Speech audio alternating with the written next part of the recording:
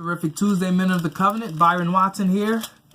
Hey, yesterday the phone just went out, and not sure how much my phone is going to let me do a video today, but I'm here with you. Looking forward to fellowshipping with you and continuing on this 9th day of February, the 9th chapter of Proverbs. So what we're doing this month of May is reading through the daily readings of Proverbs each day.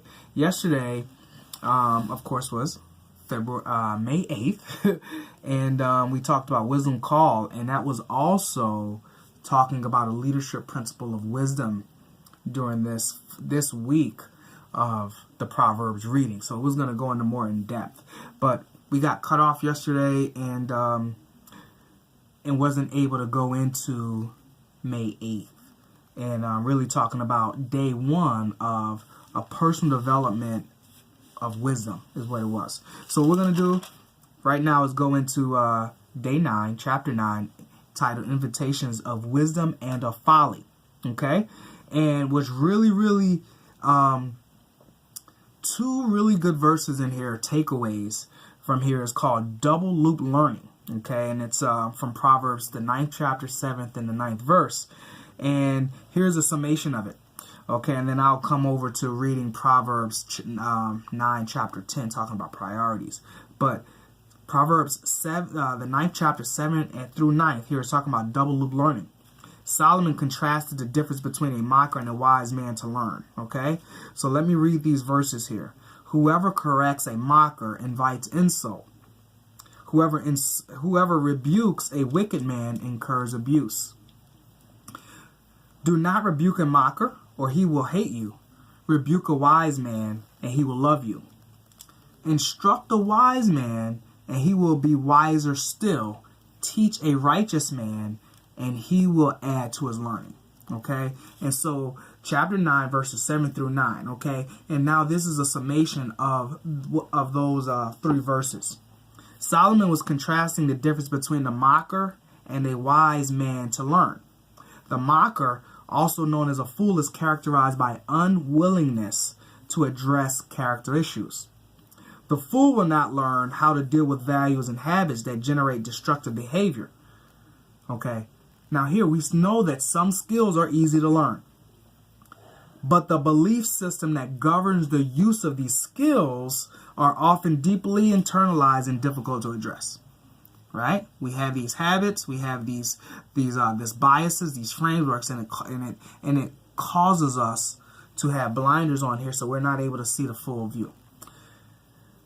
All right, so there was a term that to differentiate learning that solves immediate problems, which would be a single loop. Okay, single learning, or it solves immediate problems, single loop learning, and then from learning that addresses the root causes of the problem.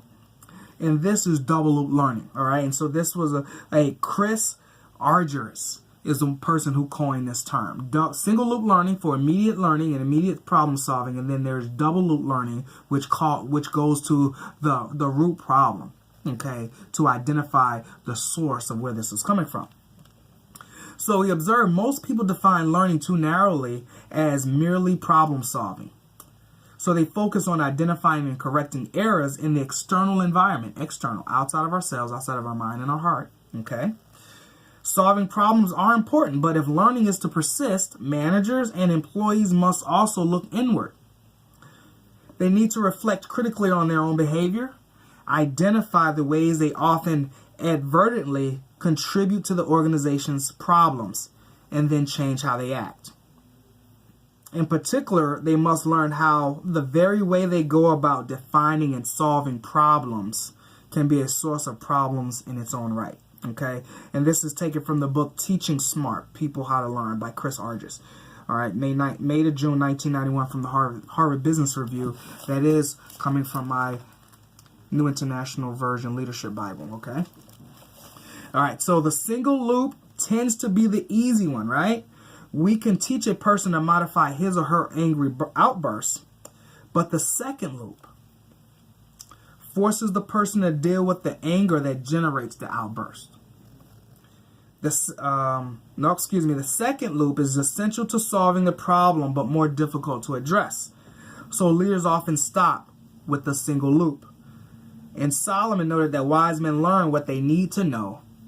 And Argus language clarifies the issue by pointing out that wise men go twice around the learning loop. Okay, twice around the learning loop. I want to go back up in the summation here. It says here, solving problems is important, but if learning is to persist, managers and employees must also look inward. They need to reflect critically on their own behavior, identify the ways they often inadvertently contribute to the organization's problems, and then change how they act. Organization. Our body, God created the best organization there is. Our body is made up of multiple organs that make up one organization. And God, being the greatest organization designer ever, right, created our body. And now at the same time, right, this text is saying that we need to look inward to change our behavior. But oftentimes, the single loop, we're looking outward, okay? We go to work. We look for other people to tell us different things of how to operate and manage, right? It's group thinking or peer pressure. But at the same time, we need to understand what is right and wrong for us. Okay, and look inward to identify the behaviors that are taking us towards our goal or taking us away from our goal. Is it causing us disease or is it causing us ease and comfort? All right, so these are the things we're talking about in double loop learning. All right, we're talking this May 9th, right? So the 9th chapter of Proverbs, what we're talking about here. And so there's this other verse that I want to go over here, and this is the 10th.